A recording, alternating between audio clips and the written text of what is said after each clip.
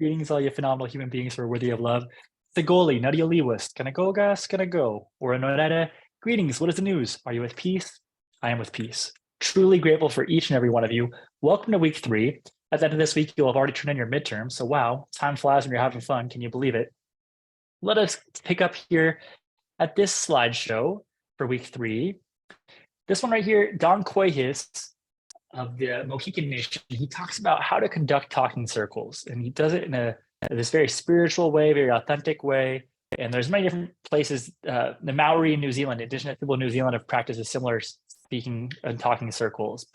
Aboriginal people in Australia, different First Nations people in Canada, different tribes across the United States, what we know today is the United States, different tribes in North and South America. But this particular one, I think it's a good explanation for you all, is we engage in a talking circle and a community peacemaking circle. So a little bit more about learning about the thing while doing the thing as well too. And I love learning different languages.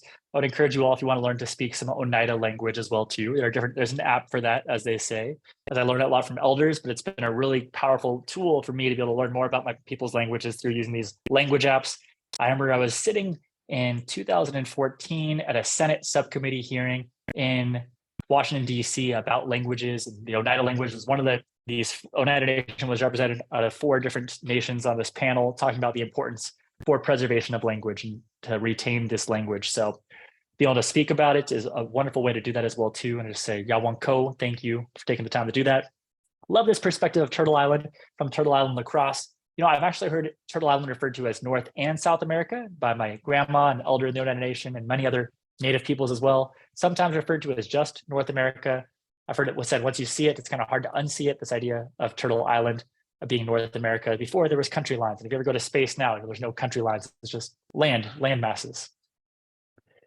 I love this quote here by Dr. Donald Warren. He's an MD, a medical doctor, and he's also has been practicing for generations, his family, as Oglala Lakota people. They comprise the Lakota, Dakota, Nakota. There's different tribes within those peoples. And the Oglala Lakota is specifically one from Dr. Donald Warren. His name translates to medicine man, and I apologize if I mispronounce here, Pejuta Wakasa. And Pejuta Wakasa, medicine man, Dr. Donald Warren says, let us remember, we all drink from the same stream of consciousness. We are all connected by that same stream of consciousness. We are all related. What we do to each other, we do to ourselves. Act kindly toward my people, for indeed, my people are your people. Love that quote as well too. Another one from the music video you all watched of Prolific the Rapper, the song Black Snake says, every group of human beings shares the same stars. And if the earth is not your mother, are you from Mars? Phenomenal question. I think it's a relevant question, people. If the earth is not your mother, are you from Mars? It's a great question. Looking here at our book, again, the text is called All the Real Indians Died Off and 20 Other Myths About Native Americans. Roxanne Dunbar Ortiz and Dinah Gilliel Whitaker. And again, whatever this is being argued in the book chapter, it's gonna go ahead and say something different. So we talked about myth 20 the first week. Native Americans can't agree on what to be called. This does have some truth to it, as there are a lot of different preferences with different Native peoples. You're taking an intro to American Indian peoples class. Oftentimes, my generation, my friends and people from the Oneida Nation or Oneida Reservation will say Native people, say natives. Sometimes you'll see this term Indian even spelled NDN. Sometimes we'll see the term indigenous. Sometimes it's the Native peoples, the specific tribe. So it's important to use a specific tribe when possible. The idea that all the real Indians died off, that's a myth. How obviously there's still many Native people here today. I speak to you as a Native person, as a Native people in this class, and the idea there's still millions of Native peoples still here to this day, still very much real, authentic. Many times in my life, people say, "Oh, well, you're not really Native American," because oftentimes, and fill in the blank, it's whether it's because I'm not poor enough, I have been poor at different points in my life, or because I don't live on the reservation fully, even though I do live there at different points in my life, or because I'm not fully Oneida, even though I'm a member of the Oneida Nation, just as much as anyone who's an elder of our nation would have the same rights. So a number of different things, so fill in the blank. But the idea is, yes, there are still Native peoples here, and there's still many Native peoples here with culture, with religion, with art, contemporary issues, with government, still very much here. The idea that this myth that Indians were the first immigrants to the Western Hemisphere, and what the authors argue here is that basically every time that there has been this land bridge theory, this notion that like from Alaska to Russia, this land bridge theory that native peoples had crossed across here to migrate to this area. They said that every time there has been proposed land bridge theory, there has been proposed a finding in archaeology of saying, well, actually, we have native peoples who predate the land bridge theory, and then the land bridge theory proponents will say, oh, actually, well, then we'll just move the land bridge theory back somewhere farther back in time. And the idea is, oh, well, we keep finding people here, native peoples before that as well too. So some native peoples, for instance, the Lakota, Dakota, Nakota people, these Black Hills, they literally believe that they emerged from the Black Hills. Like this would be their place of, for instance, if you're familiar with the Bible of Garden of Eden, this would be these people's belief that this, yes, is exactly where we came from the earth. So it depends on the people, but it could be, as a scholar, it could be a combination of yes and that there were immigrants, and then yes, there were people who were already here as well too. But all these book chapters are not more than a few pages long, so check them out, learn more about it. The idea of Columbus discovered America is this notion: how can you discover something where there's already millions of people existing? Columbus had over 5,000 enslaved peoples underneath his watch. He talked about how easily they could be subjugated by force because of their naivety to not even knowing the sharpness of their swords. So oftentimes he wrote, but as in history, as we look back and say, well, what do we value those native peoples that were enslaved at that time? So, well, that doesn't seem very heroic, right? So we reframe that thinking to being that didn't discover America, that he crossed a voyage and he encountered native peoples and enslaved many peoples and killed many native peoples, but he did not discover America, as there were already millions of people already existing there before. A resource for you all, go to native-land.ca. And you can see it's like a Google map. So you type in the address and it'll show you what native tribes are on that land to this day and all the native peoples that were here before colonization as well. This idea that Thanksgiving proves that Indians welcomed the Pilgrims.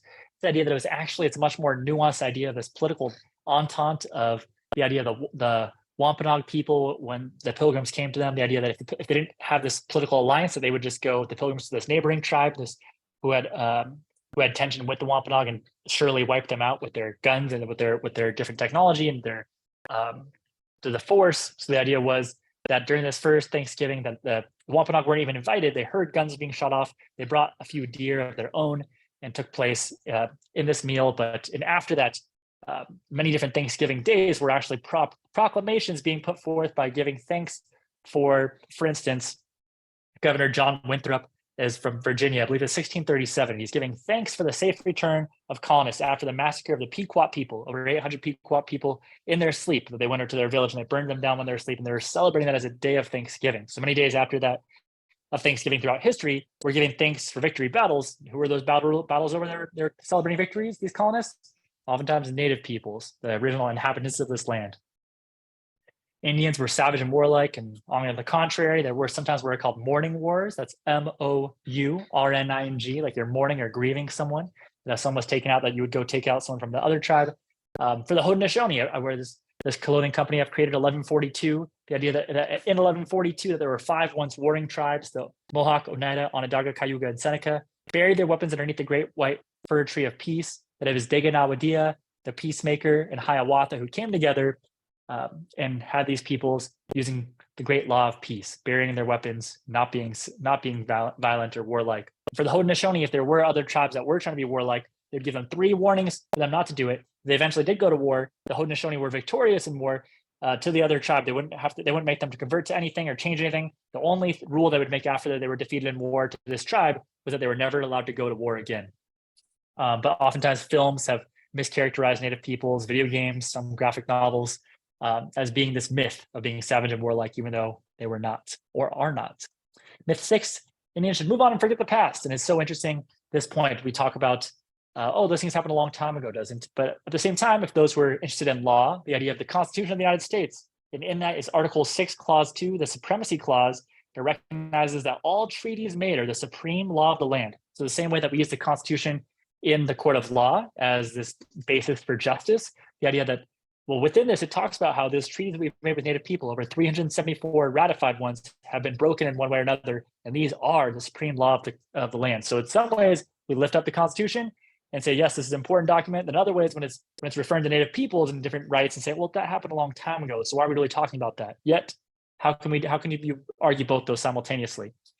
So it's still important, and these things are still occurring to this day. It would be in August, would be the summer of 2021, where Colorado, the governor, signed an agreement that's an executive order that it was no longer an order to go out and kill Native people. So up until that summer, that was on the books, that was on the laws, that it was an order to go out and kill people until the summer of 2021 in Colorado. Myth 7, Europeans brought civilization to the backward Indians. This idea that Native peoples had great sources of technology, mathematics, astronomy, the study of the stars, very sophisticated before Europeans came here. I grow in my backyard here, the Three Sisters, which is the corn, beans, and squash. As when Europeans first came here, they said, wow, these Native people, they don't even know how to do their agriculture correctly. Us in Europe, we would do monocrops, so it'd be all the same, grown together. The idea for the Haudenosaunee, the Three Sisters, a spiritual relationship between these three crops. The idea that the corn grows up nice and tall towards the sun, the bean wrap around it, they have this corn stalk to wrap around, and the squash, it covers the shade at the base of these plants. They don't get too much sun, just the right amount. And so they all grow stronger together, that they're like us in this classroom, that we are stronger together than we are as individuals.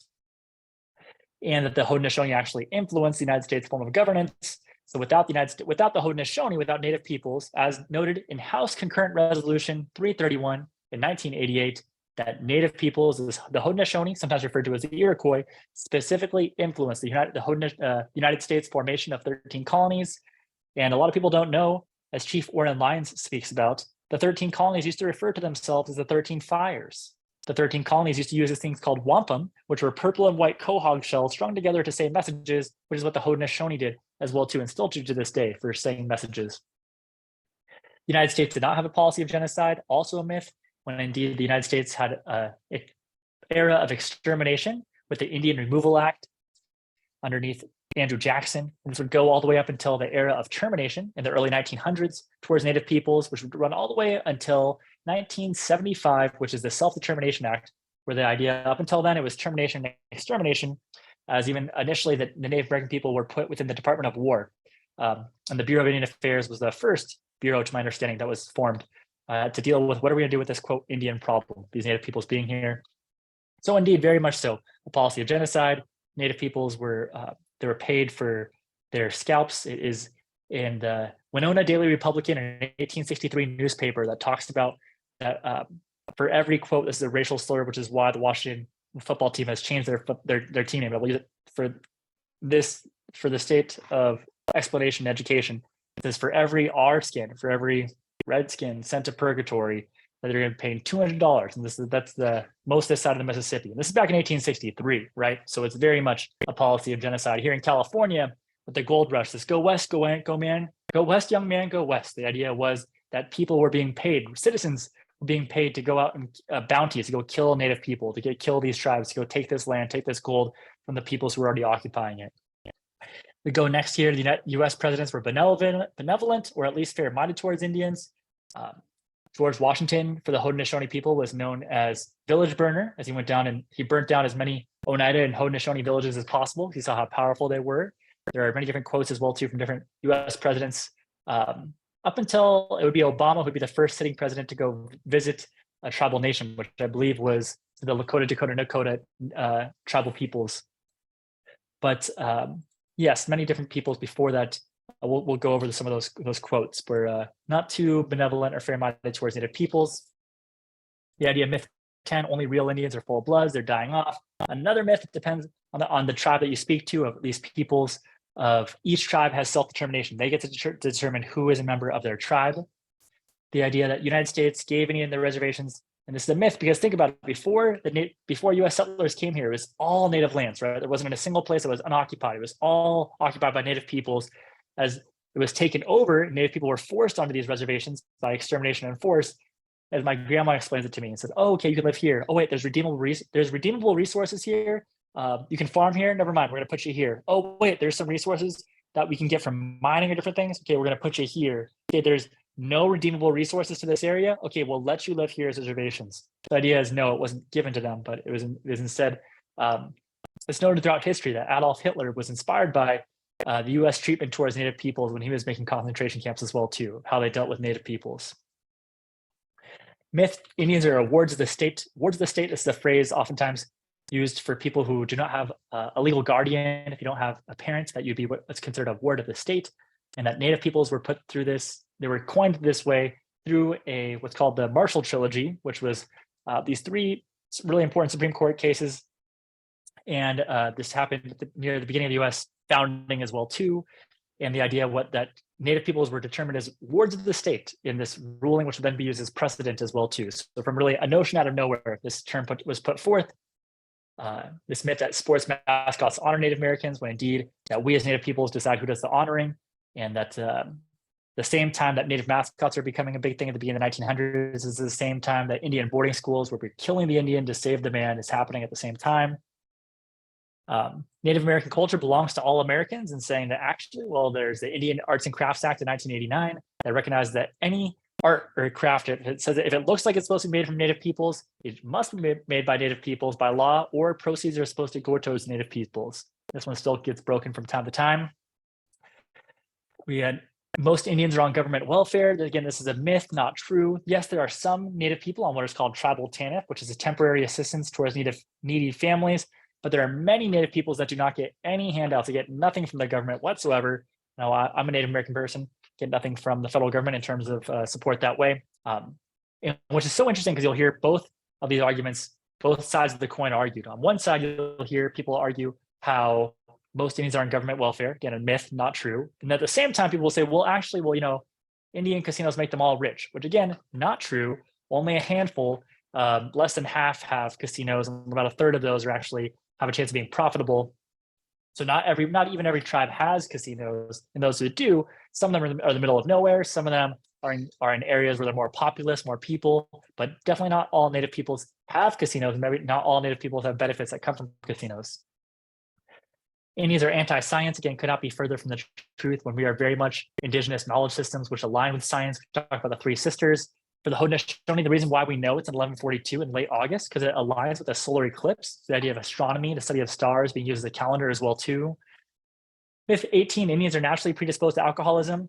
Not true. This myth would is argued here by the authors. They say that yes, intergenerational trauma, that people can use substances to deal with those things. However, the example that text uses here is that males ages 18 to 35 are actually, Native peoples are the largest demographic for a population per capita wise, like percentage wise, for people who used to drink and no longer drink. And that'd be in that category as well too. So yes, some Native people did drink, and also argues that there are fermented drinks that Native peoples had access to. There were hallucinogenics that Native people had access to. So the idea that's not that they're not, so arguing against this naturally predisposed alcoholism, yes, alcoholism and substance abuse is an issue. It can be for Native peoples, just as it can be an issue for any peoples, from any ethnicity as well too. But indeed, it does, as we deal with intergenerational trauma, you can see how people deal with different things to be out of pain, to cover up that pain. And again, at the end of the day, that's just putting a blanket, it's putting a cover, a Band-Aid over a problem that needs to be addressed through healing, through peace, through love. A lot easier said than done, but it can be done. Myth 19 was the problem with thinking of Indian women as, quote, princesses or squaws. And this is a very offensive, derogatory term as well too. Secretary of the Interior, Deb Haaland, a Laguna Pueblo woman, has gone through, I believe it's over 500 sites that were across the United States that were renamed from before, that they had the word squaw or some other negative, derogatory Native word in it that was not honoring, to put forth the actual names from the Native peoples themselves to honor these places. Indians are victims and deserve our sympathy. Again, a myth, not true at all too. The beauty of intergenerational resilience is, yes, you recognize how horrible, warts and all, ghosts and all, like how terrible the issue is. And you say, well, what does that mean to say about you as a Native person, that you are still here to this day, having survived extermination, termination, your family and relatives, for you to still be a Native person, whether you know about your Native culture, you're learning about it now. As I heard it said that if it was completely destroyed, we wouldn't be able to put it back together and put the pieces back together again. So the idea is similar to my colleague, Dr. Karenga, talks about for African-American, for the Black community, the idea that they are this injured, that yes, they're the injured person, and they're also the physician to heal themselves. And I believe that's the same for Native peoples as well too, that we are not victims that deserve sympathy. We are strong warriors. We are resilient. We are filled with love, and it runs through our veins. And we are human beings who are worthy of love, just like everyone else is. All right, people. Invitation, not an obligation. Sit up nice and tall, taking the deepest breath of love you've had all day as you breathe in some love. Exhale some love. Thank you. I love you. Until next time. Nobody loves you. Dr. Reed loves you. Have a wonderful rest of the day, people. Take care of yourself. All the best.